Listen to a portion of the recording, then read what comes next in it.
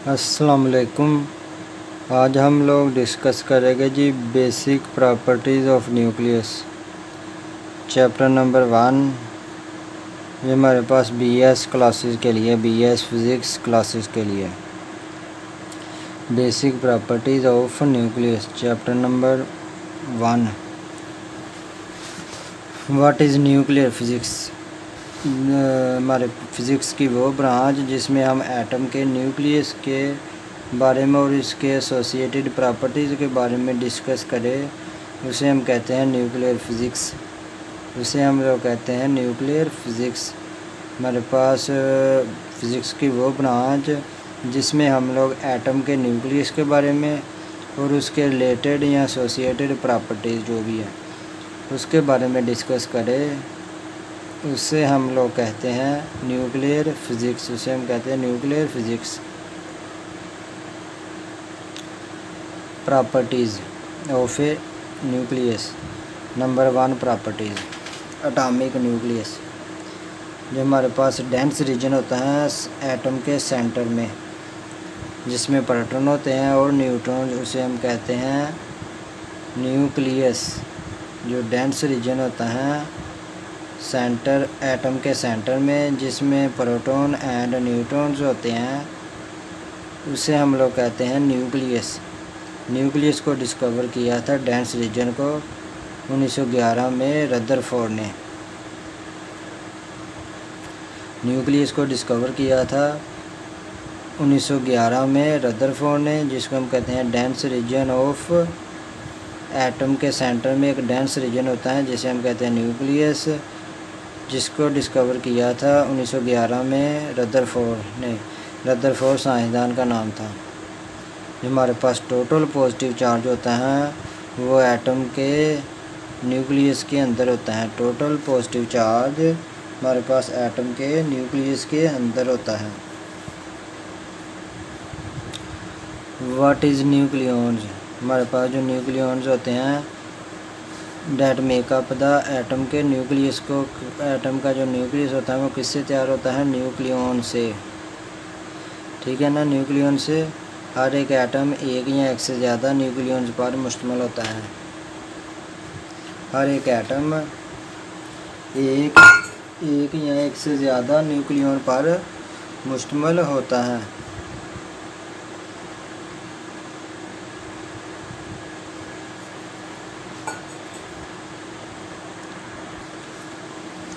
हर एक एटम एक या एक से ज़्यादा न्यूक्लियॉन्स पर मुश्तमिल होता है।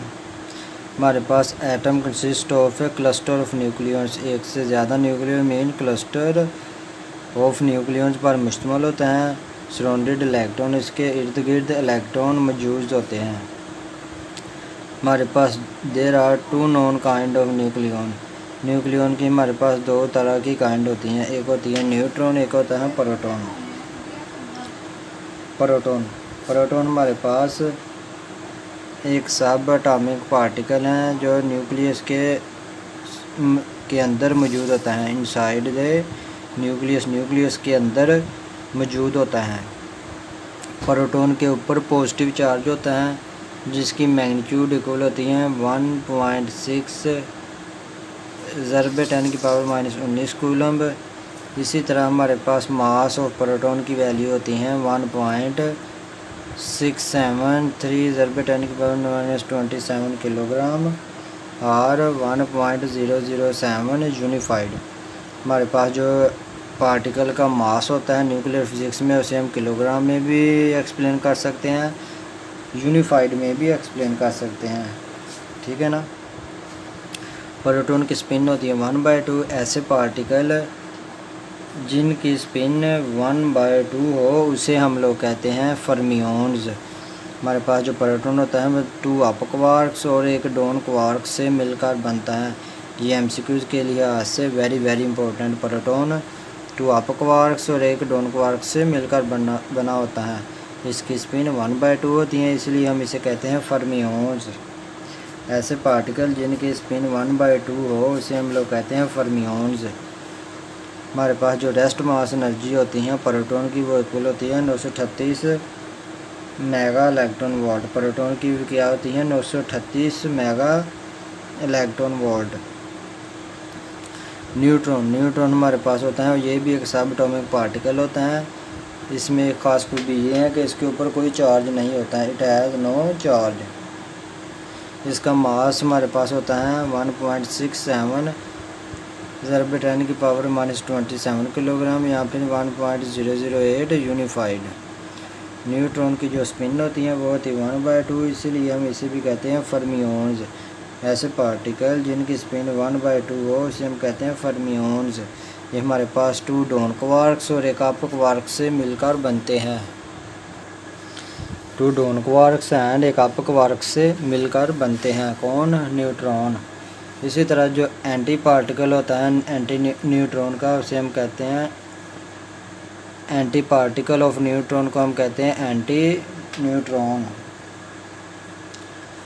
जो रेस्ट मास एनर्जी होती है न्यूट्रॉन की वो हमारे पास इक्वल होती है 939.5 मेगा इलेक्ट्रॉन वोल्ट। प्रोटॉन की होती है 938 मेगा इलेक्ट्रॉन वोल्ट। इसी तरह न्यूट्रॉन की होती हैं 1.54 ऐड करते हैं तो हमारे पास आती है 939.5 मेगा इलेक्ट्रॉन वोल्ट। ये होती हैं rest mass energy of neutron. उसके बाद आ जाता है ये एटॉमिक नंबर। हम न्यूक्लियस को शो करते हैं XAZ के साथ, representation of A nucleus. Nucleus को हम X, A और Z के साथ शो करते हैं। इस तरह हमारे पास जो A होता है ये मास नंबर होता है, Z हमारे पास होता है चार्ज नंबर। तो इन्हीं प्रॉपर्टीज़ को हमने डिस्कस करना है। ये 3 प्रॉपर्टीज़ हैं। एटॉमिक नंबर, जो हमारे पास नंबर ऑफ प्रोटॉन होते हैं इनसाइड द न्यूक्लियस। न्यूक्लियस के अंदर जितने भी प्रोटॉन की तादाद होती है उसे हम कहते हैं एटॉमिक नंबर या चार्ज नंबर। हमारे पास न्यूक्लियस के अंदर प्रोटॉन की जितनी भी तादाद होती हैं उसे हम लोग कहते हैं एटॉमिक नंबर या फिर चार्ज नंबर। उसे हम लोग कहते हैं एटॉमिक नंबर या charge number. The total charge on any nucleus, किसी भी न्यूक्लियस के अंदर जो टोटल चार्ज होगा वो हमारे पास हो गए ZE। हमारे पास हो गए ZE। इसी तरह हमारे पास होता है मास नंबर। जो हमारे पास मास नंबर किस चीज़ को शो करता है? जितने भी हमारे पास न्यूक्लियस के अंदर प्रोटॉन प्लस न्यूट्रॉन होते हैं उसे हम लोग कहते हैं mass number. The combined number of all proton and neutron, हमारे पास न्यूक्लियस के अंदर जितने भी प्रोटॉन प्लस न्यूट्रॉन होंगे उसे हम कहेंगे उसका मास नंबर न्यूक्लियस का, जिसको हम A के साथ शो करते हैं। उसके बाद आ जाता है न्यूट्रॉन नंबर। जो हमारे पास नंबर ऑफ़ न्यूट्रॉन होते हैं न्यूक्लियस के अंदर उसे हम कहते हैं न्यूट्रॉन नंबर।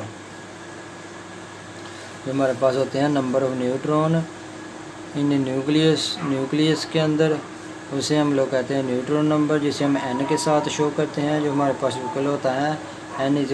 ये जो A है हमारे पास मास नंबर यानी प्रोटॉन प्लस न्यूट्रॉन का सम न्यूक्लियस के अंदर जितने भी मौजूद हैं, माइनस प्रोटॉन जो न्यूक्लियस के अंदर मौजूद हैं, माइनस Z शो करता है एटॉमिक नंबर या charge number means number of proton inside the nucleus. तो आज के लिए इतना ही काफ़ी। अगर किसी को समझ नहीं आई तो कमेंट बॉक्स में लाजमी पूछना है। ये हमारे पास क्वेश्चन नंबर 1 का पार्ट नंबर A था। इसके बारे में मज़ीद एक्सप्लेनेशन हम नए वीडियो में करेंगे। Thank you.